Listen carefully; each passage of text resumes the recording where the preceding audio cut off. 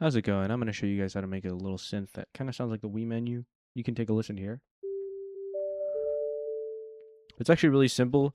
This is surge, but you don't actually need surge. You can use anything that can make a sine wave sound and has envelope controls. So I'll show you that actually using a different synth. This is actually just the built-in Reaper synthesizer that just uses square, sine waves, and other types of waves. So you can see here, just makes a sine sound. Really, you're just changing the attack, decay, stand release, all those things, and adding some delay. It's really simple. So let me actually show you how to make this. First thing you want to do, make the attack like 18, around 18. You can hear how that sounds. It kind of fades in a little bit. That's what you want. And then release, you're going to make it like a second long release. So I want to make sure this is about 1,000 milliseconds. And when you're playing, make sure not to hold down the note because that's going to just hold out the note. So, just kind of give it a nice little, just a little tap. Just a little tap when you're playing this. Also, make sure the sustain is at 0 dB or 100%, whichever one your synth shows. And that's basically it. That's all you need to do to make this sound.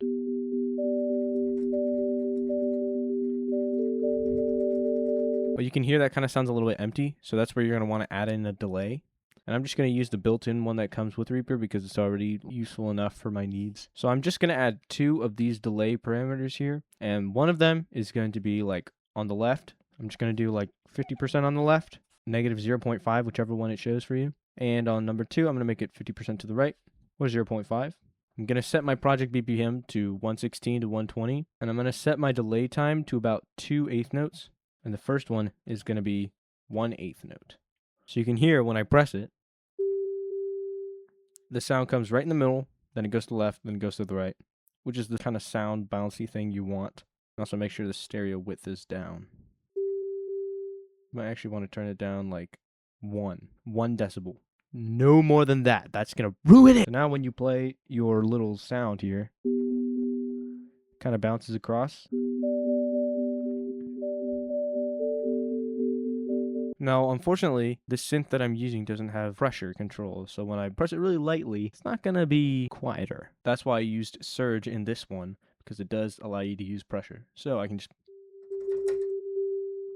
As I slam the keys harder, it gets higher in pitch. Now I'm going to pull up my virtual MIDI keyboard so you can see what I'm playing. B, G, and D are the 3 notes that are like the main thing, so you can kind of see when I have this delay, I'm actually not pressing the notes as much, so you can see...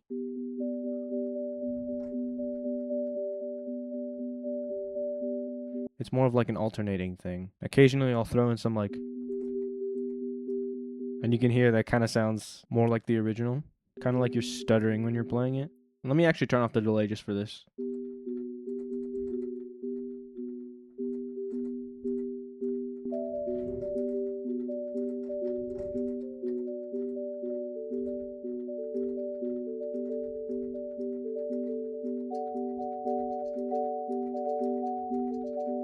It also does this thing where it just like presses it a bunch of times, like a rushy type thing.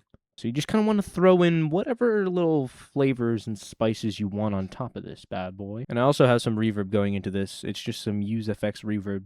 Make sure it's pretty low because it'll already sound muddy if you crank it up too high. Doesn't sound very good. So just leave that pretty low. And yeah, as you can see,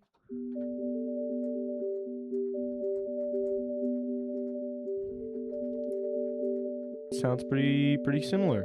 That's all you need to know for this. All right, good night.